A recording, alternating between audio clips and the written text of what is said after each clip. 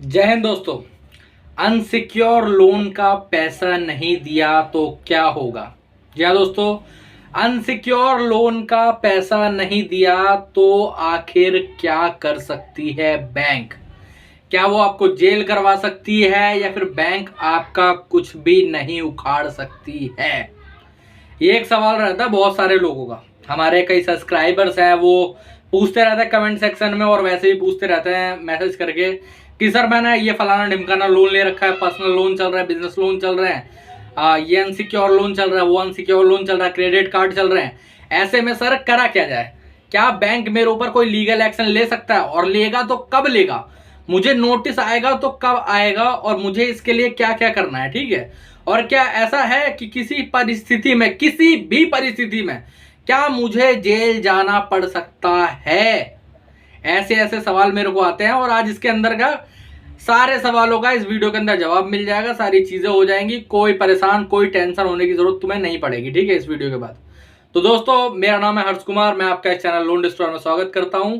अगर आपको भी किसी प्रकार से कोई रिकवरी वाला परेशान कर रहा है, ऑन कॉल के माध्यम से आपके घर आके आपको धमकियां दी जा रही हैं, आपको लीगल नोटिस भेज रहे हैं, फिर ऐसा किसी प्रकार से परेशान कर रहे हैं, या फिर आपको भी अपनी लोन की सेटलमेंट करनी है 10 से 20% के बीच में, तो यहाँ पर मेरा नंबर आ रहा है, आप मुझे व्हाट्सएप पर मैसेज कर सकते हैं। व्हाट्सएप के माध्यम से मुझसे जुड़ सकते हैं। फिर उसके बाद हम आपका जवाब देंगे, आपका रिप्लाई करेंगे, आपके सारे सवालों का जवाब हम व्हाट्सएप पर देंगे। ठीक है, नॉर्मल कॉल करेंगे कोई जवाब नहीं आएगा, व्हाट्सएप पर कॉल करोगे तो भी कोई जवाब नहीं आएगा।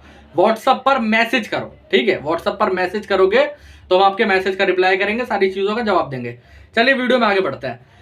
क्या अगर हमने किसी प्रकार का अनसिक्योर लोन ले रखा है तो क्या ये सच्चाई है कि बैंक हमारा कुछ नहीं उखाड़ सकता? जी हाँ दोस्तों, ये एक तरीके से सच्चाई है। क्योंकि देखो, अनसिक्योर लोन और सिक्योर लोन अलग अलग है। ठीक है, सिक्योर लोन में क्या होता है, बैंक के पास आपकी कोई चीज गिरवी रखी हुई है, मोर्टगेज रखी हुई है, बैंक अगर आप उसका पैसा पे नहीं करते हो तो बैंक उसकी नीलामी करवा सकता है। आपको सरफेस या 13(2) के 13(4) के सिंबॉलिक पोजीशन के, फिजिकल पोजीशन के डीएम साहब का नोटिस भेज के उसके बाद इसकी नीलामी करवा सकता है। ठीक है, समझ रहे हो। लेकिन अनसिक्योर लोन ऐसा नहीं है। अनसिक्योर लोन जो है वो बैंक ने अपनी जिम्मेदारी पे दिया है।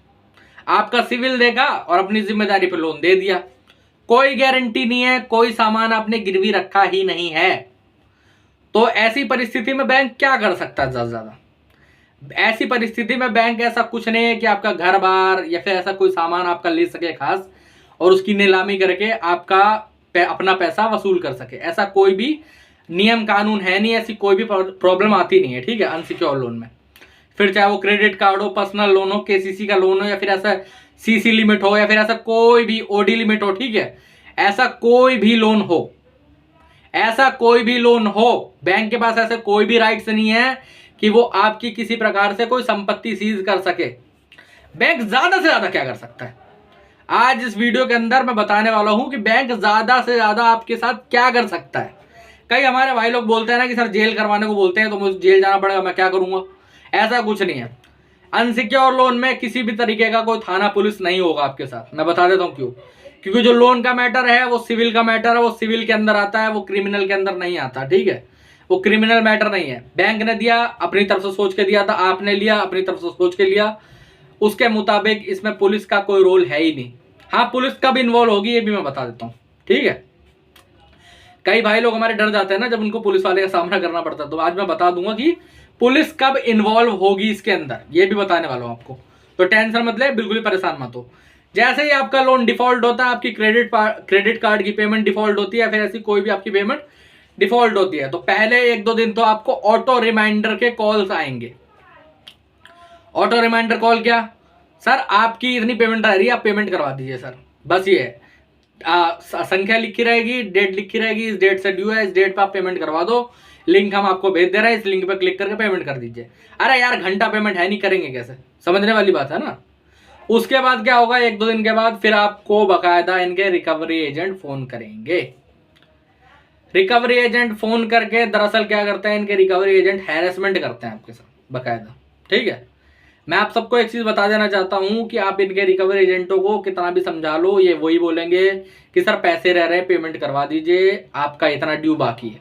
ठीक है, तो अब से इनसे सुलझना कैसे? इनसे सुलझना कैसे? और आजकल ये लोग क्या करने लगे, व्हाट्सएप पर बहुत ज्यादा मैसेज करते हैं। तो व्हाट्सएप पर मैं आप सबको कहना चाहूंगा कि अगर व्हाट्सएप पर आपको ऐसा कोई भी मैसेज आता है, सबसे पहले उसे ब्लॉक करें।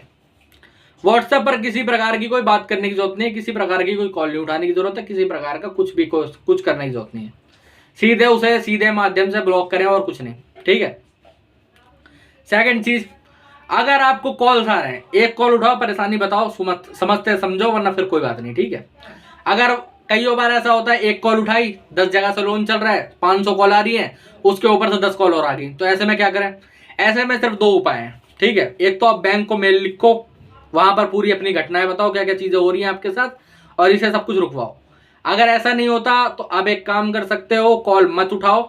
और दूसरा इससे बढ़िया एक है, देखो ज्यादातर बंदे कॉल नहीं उठाते हैं ना, तो उसके बाद ये होता है कि होम विजिट के चांसेस बहुत ज्यादा बढ़ जाते हैं। तो होम विजिट कैसे रोकनी है? होम विजिट रोकने का सबसे अच्छा और टिकाऊ उपाय है, आप कॉल फॉरवर्डिंग की सर्विस ले सकते हो। ये सर्विस क्या है?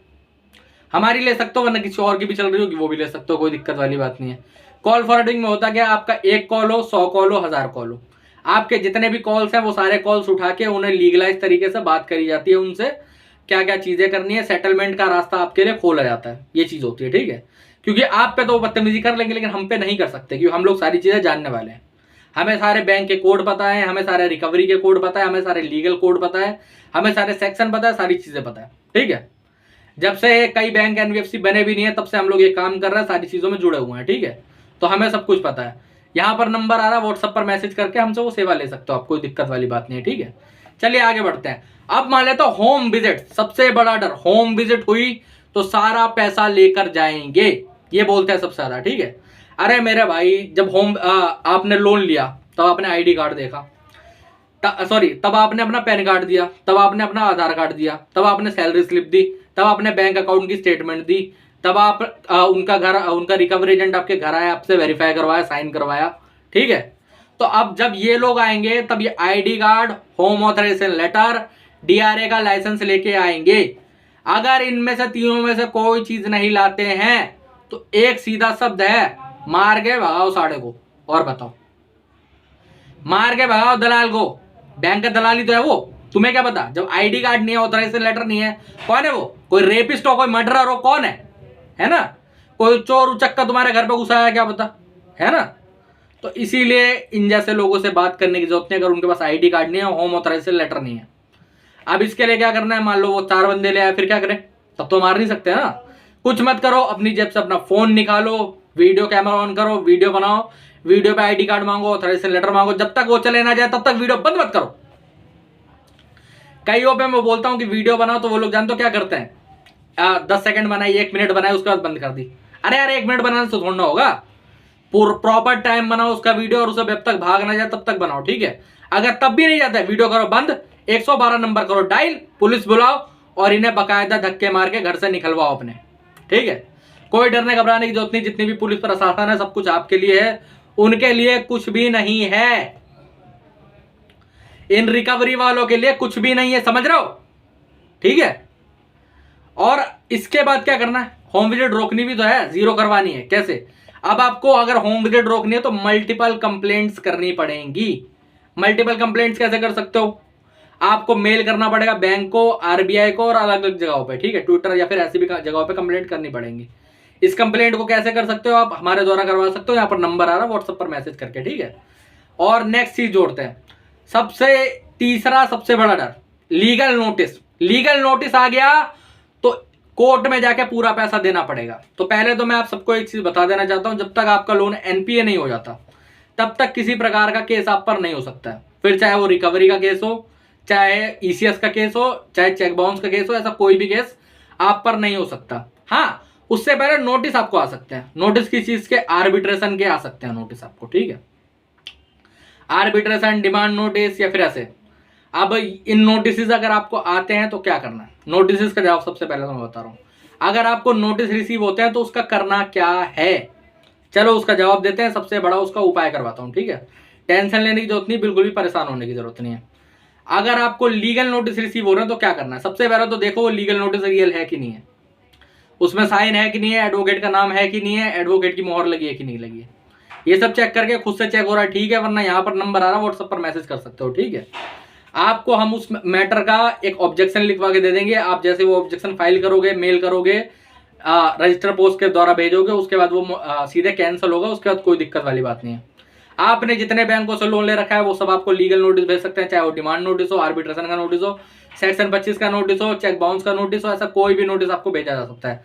सरफेसी एक्ट 13(2)(13)(4) का, physical position, symbolic position, DM साहब का नोटिस, ऐसा कोई भी नोटिस आपको आ सकता है, कोई दिक्कत वाली बात नहीं है। ठीक है, तो इसमें क्या करना है, इन सब नोटिस के ऑब्जेक्शन फाइल आपको करवाने पड़ेंगे। ठीक है, इन सब नोटिस का रिप्लाई देना पड़ेगा, पूरा एक मैटर बनवाना पड़ेगा। कैसे बना सकते हो आप, बाहर से भी बनवा सकते हो, खुद भी बना सकते हो, और अगर चाहो तो यहाँ पर मेरा नंबर आ रहा है, मुझे व्हाट्सएप पर मैसेज करके हमसे भी बनवा सकते हो। ठीक है, एक और डर है सबसे बड़ा, जो ये लोग बोलते हैं कि हम केस कर देंगे सेक्शन 25 या फिर चेक बाउंस के अगेंस्ट। तो मैं आप सबको एक चीज बता देना चाहता हूं कि सेक्शन 138 जो है वो चेक बाउंस में लगता है, और सेक्शन 25 जो है वो ईसीएस बाउंस में लगता है। ठीक है, कई जो हमारे दोस्त हैं जिन्होंने ऑनलाइन लोन ले रखा है, उन्होंने कोई चेक दिया ही नहीं है। ठीक है, उन पे भी ये लोग बोलते हैं कि हम सेक्शन 138 का केस कर देंगे आपके अगेंस्ट। तो मेरे भाइयों, ये जो जितना भी रिकवरी एजेंट है वो सारे 10वीं फेल हैं, तो इनकी बात सुनने की बिल्कुल भी जरूरत नहीं है। ऐसे नहीं हो जाता केस कि कहीं पर लिख दिया तो केस हो गया, समझ रहे हो।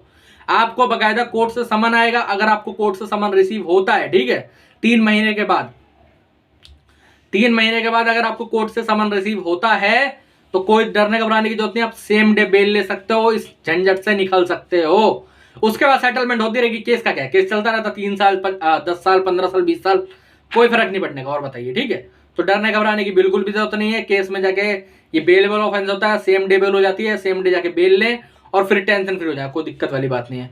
तो दोस्तों, आज के वीडियो में इतना ही था। ये सारा जवाब मैंने आपको दे दिए हैं कि क्या क्या चीजें होती हैं, क्या क्या करना होता है, कैसे कैसे होता है, और सेटलमेंट का क्या प्रोसीजर है, इसके अंदर भी मैं आपको बता देता हूँ। सेटलमेंट जो हमेशा है वो राइट ऑफ के बाद ही करवानी चाहिए, क्योंकि राइट ऑफ के बाद ही आपको मैक्सिमम डील मिलेगी। और उस सेटलमेंट में भी एक पूरा प्रोसेस रहता है। ठीक है, क्या क्या आपको करना है, कैसे आपको डील को 10 से 15-20% के बीच में लाना है, इसका पूरा प्रोसीजर है। वो प्रोसीजर आपको जानना होगा, वो चीज आपको करनी होगी, उसके बाद ही वो होगा। ठीक है, अगर वो सब आपको जानना है, आपको कोई लीगल नोटिस आ रहा हो, आपको कोई रिकवरी वाला परेशान कर रहा हो, आपको होम विजिट रुकवानी है, कॉल रुकवानी है, लीगल नोटिस रुकवाने हैं, तो यहाँ पर नंबर आ रहा है, मुझे व्हाट्सएप पर मैसेज कर सकते हैं, व्हाट्सएप के माध्यम से जुड़ सकते हैं। ठीक है, जय हिंद दोस्तों।